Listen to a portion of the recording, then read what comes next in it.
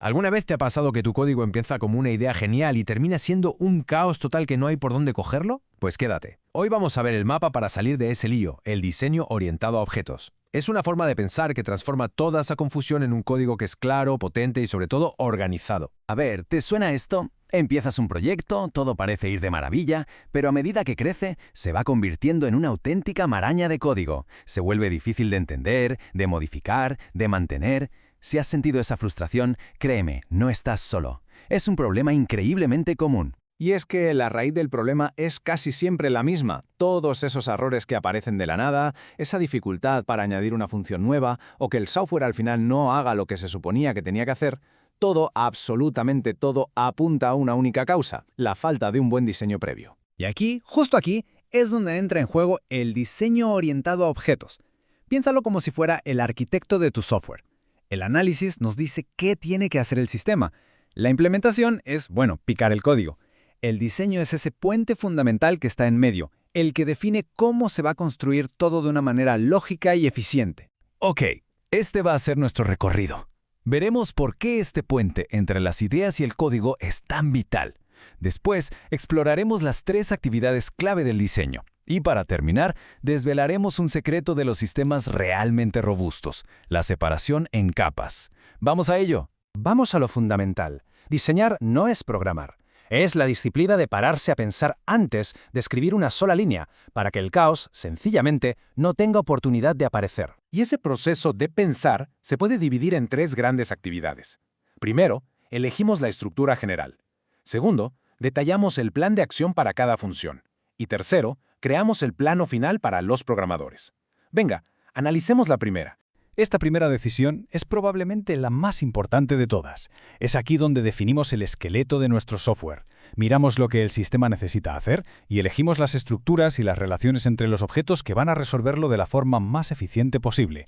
Es, básicamente, el momento de la arquitectura. Y para no meter la pata, nos guiamos por 3 criterios clave. Nos aseguramos de que el diseño sea consistente con el análisis previo. Elegimos las herramientas correctas, ya sabes, si usar listas, diccionarios, lo que sea mejor para cada tarea. Y, por supuesto, que las relaciones entre nuestros objetos tengan todo el sentido del mundo. Mira, vamos a verlo con un ejemplo práctico. Imagina un sistema con empleados y sus cuentas. Un mal diseño podría ser tener una lista gigante con todas las cuentas de todos los empleados. Para encontrarlas de una persona concreta, tendríamos que recorrer la lista entera.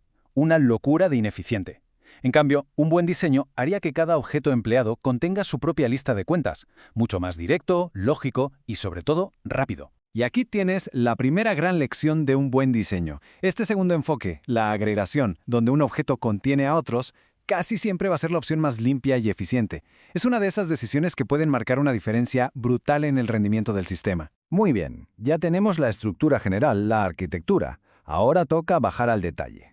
En esta segunda actividad, cogemos cada tarea que el sistema debe hacer, por ejemplo, agregar un nuevo empleado, y la convertimos en un algoritmo, un plan de acción paso a paso. Y ese plan de acción se ve más o menos así. Fíjate que aquí no estamos hablando de botones ni de pantallas. Esto describe la lógica pura y dura del sistema. Buscar por cédula, comprobar si ya existe, y si no, pues crearlo.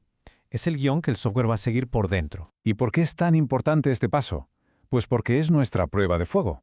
Al escribir estos pequeños algoritmos, estamos confirmando que el diseño que hemos pensado funciona de verdad en la práctica.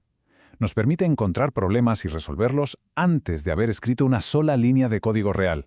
Imagínate el tiempo que ahorra. Y con esto llegamos a la tercera y última actividad: convertir todo nuestro trabajo de diseño en el plano final. Aquí es donde documentamos cada decisión en una guía técnica súper precisa que los desarrolladores van a usar para construir el software. Y el estándar de la industria para crear este plano es el diagrama de clases, usando un lenguaje llamado UML. Puedes pensar en UML como el lenguaje universal de los arquitectos de software. Es una forma gráfica que cualquier programador orientado a objetos del mundo puede entender al instante. Por ejemplo, para una clase empleado, el diagrama nos mostraría algo como esto. Por un lado, sus datos, o atributos, como la cédula y el sueldo, que están marcados como privados con ese signo de menos. Y por otro, sus acciones o métodos, como getCédula o asignar cuenta, marcados como públicos con un signo de más. Dentro de esos métodos es muy útil pensar que hay 2 tipos. Están los primitivos, que son las operaciones básicas que necesita cualquier clase, como crear un objeto o leer un dato, y luego están los específicos, que son los que de verdad tienen la lógica de negocio de nuestro sistema, como sumar montos cuentas. Esta distinción nos ayuda a mantener el código súper organizado. El resultado de esta estructura, con atributos privados y métodos públicos, es el encapsulamiento. Es uno de los pilares de la orientación a objetos y básicamente protege la integridad de los datos, asegurando que solo se puedan modificar de forma controlada a través de las operaciones que nosotros mismos hemos definido.